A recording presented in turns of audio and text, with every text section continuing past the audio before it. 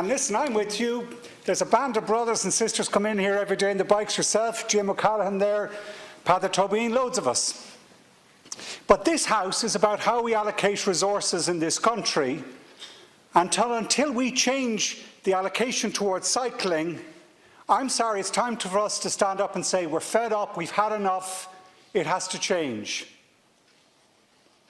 And it hasn't changed. I got involved in cycling campaigning almost 30 years ago.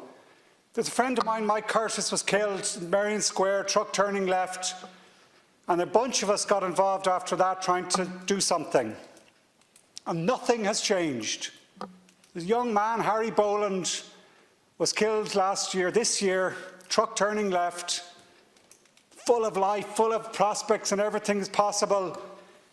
We have to change our resources and our allocation and the way we manage our transport system, because you know, I know, Jim, you cycle in Leeson Street, I guess, most days. It's a nightmare. It's an utter disgrace to the road engineers who run this city. It's a free-for-all. It's Ben-Hur racetrack. There's buses, there's cars, there's trucks, there's parking illegal, there's everything. There's not what other similar cities have, which is an ordered transport system with a safe space for cyclists. And in this chaos, it's been allowed to turn into this war between cyclists and motorists because everyone's frustrated. The transport system works for no one. But it has to change. We have to start creating a safe space and safe conditions, and this is the time. Robert, thank you for bringing this. It's our last debate of 2018. And we're going into the next year where we have this potential. We don't have a confidence to supply saying anything. Well, I think one of the things we should say is we're going to fundamentally change our country to make cycling a real option. And start with our children. My daughter cycles into the school. Her bike is there, the lonely bike on the rack. Ranks of racks, but only one bike in the whole school. That has to change.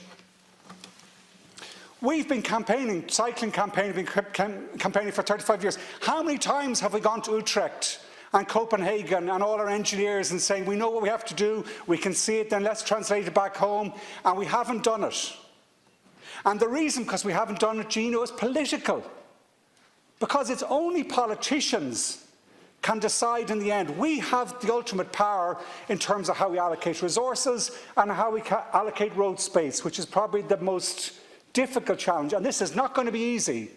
Because if we're going to take road space for cyclists, and we should have it for pedestrians too, let's start with those two together. Active travel first, 20% of the budget, as you say. Well, if we're going to do that, that requires political courage and conviction. And you're absolutely right, I worked in cycling tourism.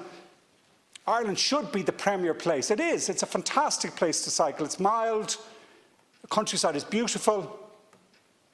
Distances aren't too far, it's not like Texas. But we've done nothing in truth, other than a small strand of Greenway and Mayo, small strand at Waterford, that's it. Okay, there's half excuse for cycle infrastructure in other places, but there's nothing on the scale that exists in our countries that we're competing with for those tourists. This should be for Roscommon, the tourism future. Because the great thing about it is, it's slowing people down.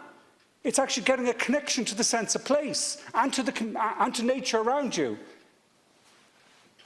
In Dublin, and God help us, Dublin is in deep, deep, deep transport trouble. We all know it. Anyone driving in this city at the moment knows it's gone to the edge of chaos and beyond. Once you get to full road capacity, which we're at, if you have a 1 or 2% further increase in transport, and with our economy growing 6–7%, it's like the Richter scale. The gridlock doesn't just grow 6%, it grows 20%, and that's what's happening at the moment. And we need to react to that, and one of the main ways we can do it is cycling as the big commuter option, as the actual quantity to solve our transport problems. What do we see instead? Bus Connects project, which I completely support, but what it's trying to do is just ram 4-lane highways through Dublin as much as possible, including taking out gardens. And if there's a pinch point in any particular point, the cyclists have forgotten about. I'm sorry, Rathmines Main Street The cyclists are the main mode of transport now. There's 1,600 cyclists in rush hour. You must take it, Gina, or do you go? No, you probably go further up. But there's 1,600 cyclists, there's 1,300 cars. And in the Bus Connects project, we're told, cyclist.ie, one of the sites got access to the initial drawings. What did the Department of Transport, the National Transport Authority do in the initial designs? What's the design concept? Take cyclists off the road. Send them on a 1 kilometre longer detour than the 1 kilometre direct route that everyone takes. That's what's happening in our city at this moment in time. We were in the Climate Committee today. We have such a challenge on climate. It's such a big challenge. The National Development Plan says we'll only get us 22 million tonnes reduction in the 100 million tonnes reduction we need in the next decade. I'm sorry to the civil servants here, but the Department of Transport officials came into that committee and we asked a few hard questions. What plans are you for changing it? They were like rabbits stuck in the headlights. You don't have any plans. And that needs to change. And what we need is not tinkering, that's not marginal, it's system change. System change so that every student in this country, in every single secondary school, can safely cycle and walk to school. Why not we set that in the next year, as we've got this year of consensus politics where we work through the confidence supply motion that doesn't have any particular objective. Let's make this an objective. Let's in Dublin, I'm sorry to come back to my home city, but Dublin is the most egregious case of do nothing, nothing has happened. We have spent 7 years waiting for the design of the Liffey cycle route along the quays, and anyone knows, and God help us, those people I mentioned who died, we can all think of the examples of those particularly young women who've died on the quays because it's a chaos. And we've been 7 years waiting for design and we are still nowhere. The College Green Plan, which we started this way of turning the city around, turning it into Copenhagen, was ruled out by An Bord Pleanála because they got a retired roads engineer, as I understand, to say, well, it might affect traffic on the M50, and therefore we shouldn't risk it. That's a political decision in the end that we have to change. And it's the same, the Sandy Cove cycle route. The campaigners for that have been working for 10 years. Dublin should be like Santa Monica, Venice Beach. We should have thousands of people going up and down the bay, both going to work, going to school, part of the tourism. It would transform this city. And it's been stuck in abeyance. We have nothing. We have it some on the north side, but on the south side it has died for lack of political will. Now I regret that Minister Ross isn't here. It's a busy night. We all have things to be doing, so he may have a reason. But this has to come from the Department of Transport. And I think this has to come with the new politics that this Dáil should and can deliver. We can reach agreement. Just earlier on today we saw we agreed it on the workers' rights issue. Well, it's time for us to get political collaboration around cyclist rights.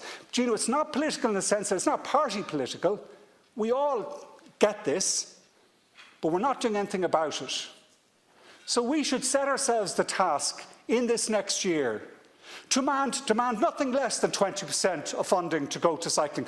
The National Development Plan does not work. It has to change. Project Ireland will not deliver the climate targets. It has to be completely altered. Instead of widening all the approach roads to Dublin, which is being done at the moment, there's not a single cycling project being built. There's not a single public transport project being built. What we're doing is widening the N7, widening the N4, widening the N6, widening the N11, widening the N2, bringing more cars into Dublin. That has to stop, and the money goes on cycling. Thank you. Thanks.